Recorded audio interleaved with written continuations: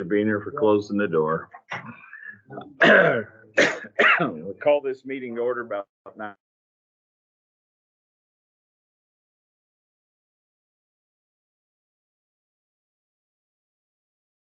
We've got one elected with us here today and some department heads. So the goal is to go around the room and just get an update on what's happening in your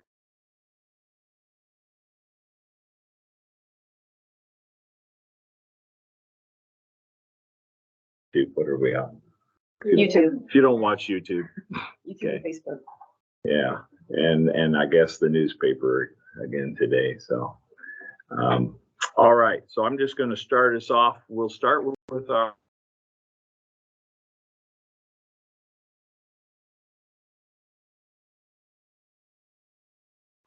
That's very sweet.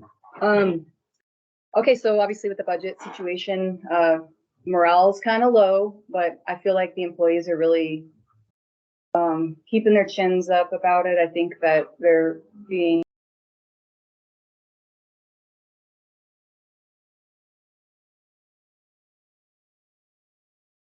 willing to stick it out and see how we do. So that's a positive thing. And I've had several people reach out to me, mostly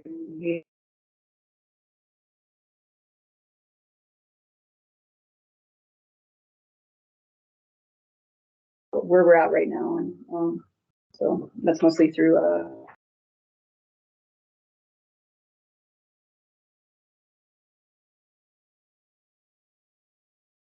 and advertising it since we lost those positions, and we've had zero interest. So I think I'm going to spend the money to get our get the position pushed out to more areas, you know, like through, I noticed Kootenai County uses like monster.com and things like that. So I'm thinking about doing that just to see if we can get more people looking at that. We also. Wait 1 minute. Do you use the Idaho State,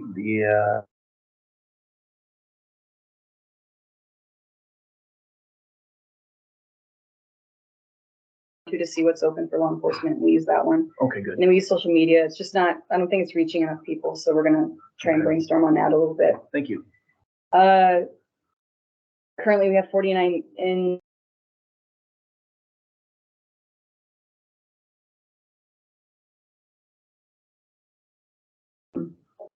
The captain, since we lost the staff and we lost our sergeant, he's very overwhelmed. I think it's a matter of having a skeleton crew, plus the people that we do have are new and they're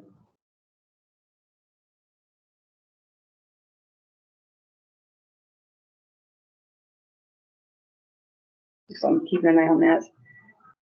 So we had 3 inmates go to the hospital last week. 1 for a coffee overdose, which I didn't know was possible, but it is possible. And so now he is not allowed to have coffee.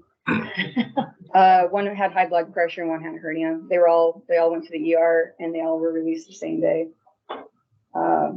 Yesterday we took in an inmate for a misdemeanor arrest, and he has grand mal seizures frequently. So we're trying to do everything we can to get him released so that we don't get a bunch of medical bills on that. Patrol wise, we're fully staffed. Call volume last month was 820, or I'm sorry, yeah, last month, July, 828 calls, which is pretty impressive. They made 50 arrests, physical arrests, and 52 charges. So 50 people were arrested and 52 more people were charged with the crime. Yesterday we had another vehicle breakdown. So I told those 4 vehicles that are currently off the road. The vehicle that broke down yesterday, the engine's gone. Essentially, it needs replaced. It's one of the Durangos. And then we had a transmission failure in another one. So it's alarming because our vehicle maintenance budget right now is at 92% spent. So we're going to hold off on any maintenance. We're currently using cars 24/7, so we're hot seating the cars until we can get those fixed. But we're going to do it on the next year's budget.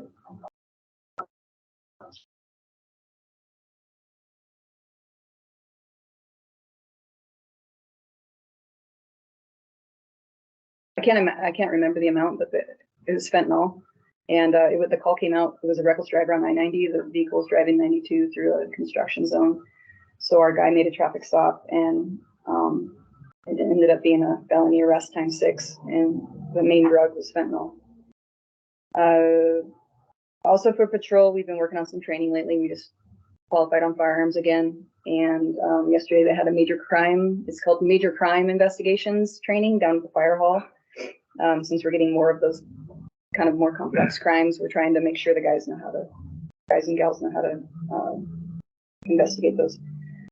Dispatch, so we have one position open. We haven't had any interest, but we just posted it like 3 days ago. So when we can, in dispatch, we can be down one position and it doesn't impact us too much, but once we hit 2 positions, that's when it starts getting hard to cover shifts.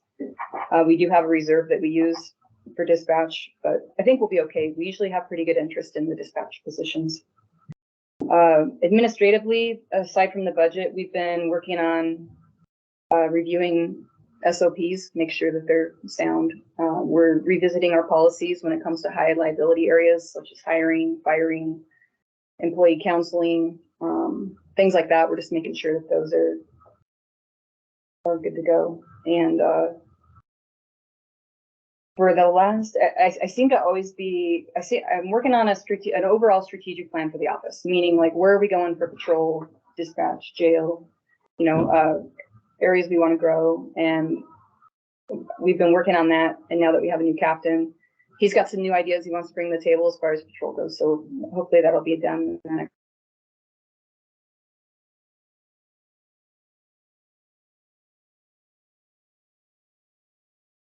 It's just a brainstorming meeting, and we're going to figure out, are there grants that we're not tapping into that we can tap into, or if they have any other ideas where we can assist us with our budget, help relieve some of the pain from, buying equipment or whatever. There's got to be grants out there that we don't know about. So we're going to kind of break into a task force and see if we can. Have you guys tackle that. renewed in your contracts with the cities? Could they be increased? I mean, how do you look at them every year, or do you? So the plan is to look at them every year. Sheriff Gunderson just renewed the contracts last year. It was the year before or last year. And, but it is in the plan to do that. Okay. And, just for How your, often do they bill and pay those? Because we're not looking at the revenue. It looks like they might have been behind and we're not collecting yet. I don't have an answer for that, but I will get it for you. I'm not sure if it's a year payment or if it's a month. Okay. I think That it's makes sense. a If it's a year. year, they pay usually at the end. And just for your information, here's the arrests and the calls for service that we took last month. Just kind of gives you an idea of what we're at and what we're tackling. Thank you. And that's pretty much what I have today. Well, it sounds like you've been busy. Yeah. Appreciate it. Any questions for the sheriff? Okay. All right. Well, thank you, Sheriff. I guess let's move on to maintenance. What's happening in the world of maintenance, and where's my guard dog? He's downstairs taking a nap. I've been working on getting the library gutted, pretty much got it. All the books are gone, all the shelves are gone except for 2.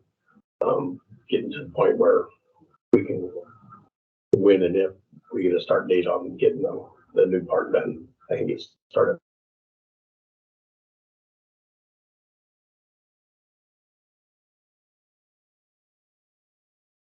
And on the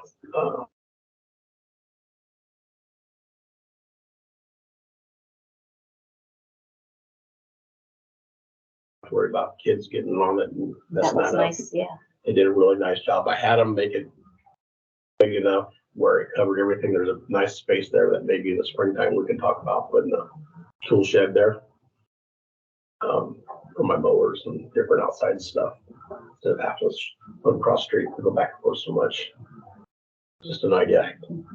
Just kicking around. And other than that, just basic maintenance.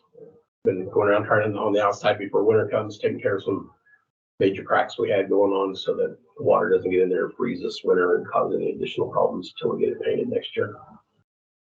Okay. Well, I keep hearing good things about the sheriff and I keep hearing good things about maintenance. So that's good. Appreciate it. Like hearing that. So, all right. Moving around to P and Z, whichever one of you wants to be P and the other one can be Z. Well, I'll take it. Most of it, you know, fill in wherever I'm missing out. Sure, she'll be helpful. We've done, since last month, we're in the process of 10 building permits, which is a little bit low, but typical for July, because they're busy between projects. We typically get real busy in September, right before weather breaks and hunting season starts, so we're kind of getting prepared for that. We've got a couple of subdivisions and conditional use permits in the works. And then we've got 4 different vacations of right-of-way processes that are in place. And with that, we're working through some new procedures and some of the application process with that. Some of the issues we've had with past vacation processes. We'll make sure we're handling those this time better. And if those happen, we've been working with Planning and Zoning Commission on a couple different code groups.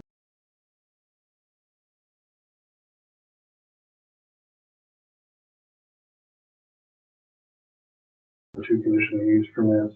So that's a lot of stuff to process and meet about and stuff like that.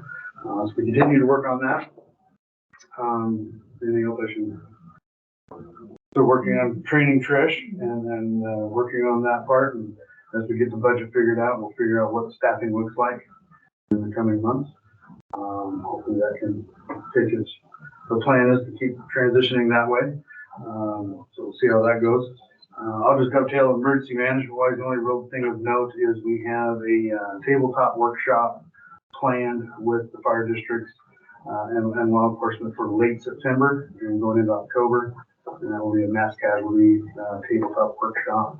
We're going to dovetail that into a field drill, which we've never done before, where we actually pull out the mass casualty unit trailer that we have and basically go through it and build some of the stuff, the tents that are in it, and go through some of the equipment and do some training with the folks, particularly from the fire district, and to determine how to go about initializing or setting up that trailer when and if we have a large enough event that will need it. And so that's going to be kind of fun and interesting and a lot of work at the same time to figure out how to put that asset to use. But that would be fun to get done. Other than that, we keep plugging away with all the normal stuff. With we got an emergency thing done for the repeater on Goose Peak, so that's underway. Thanks for that, by the way. So that speeds up the process. For the future plan was another repeater system. So now that moves that one up to where we can start working on it also. So whether or not that happens this fall is not likely, but we'll certainly get it geared up and go as soon as spring breaks. But we will.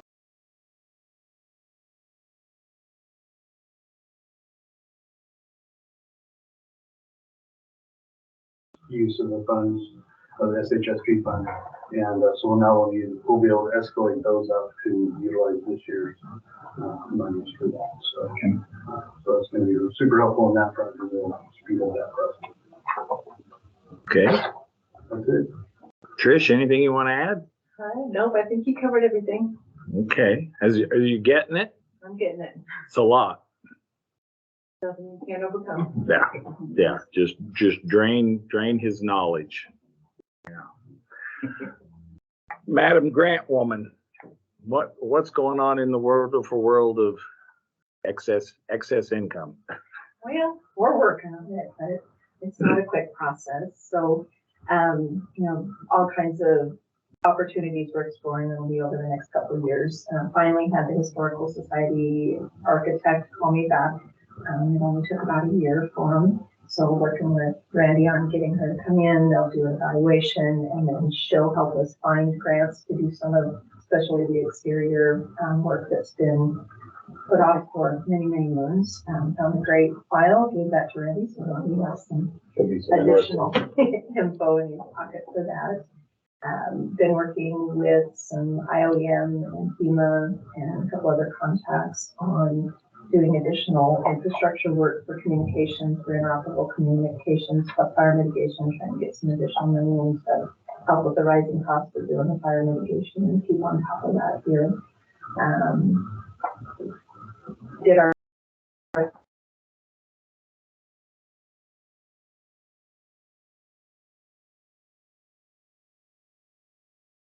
report due in October on what we've been doing with that funding. And so it's going along nicely, and you know, it's been an incredible group, and did a statewide call last week or week before with other ILED programs, and we're light years ahead of the other programs as far as I can tell, just the way it was designed and put together, and the buy-in that we have from our law enforcement and defense attorneys and all the stakeholders. That's been phenomenal. So I think it is going to be an exceptional program for our community when we find the counselor. So that's been the difficult, is finding a counselor. So I've got it out in 25 different schools.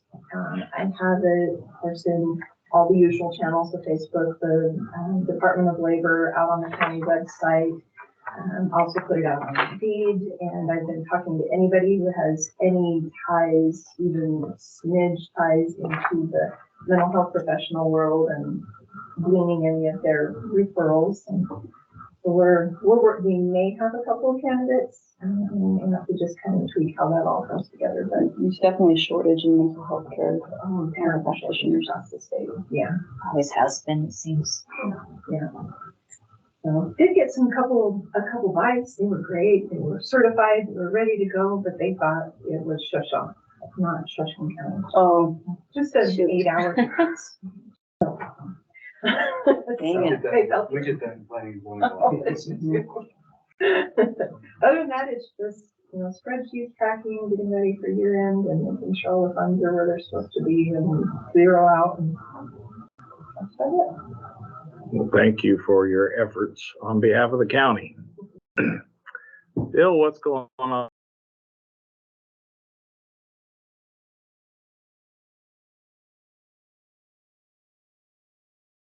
The North Kellogg project. The only thing left in them 2 projects is burning of the piles. We just started another project down on South Fork Ridge there above the airport.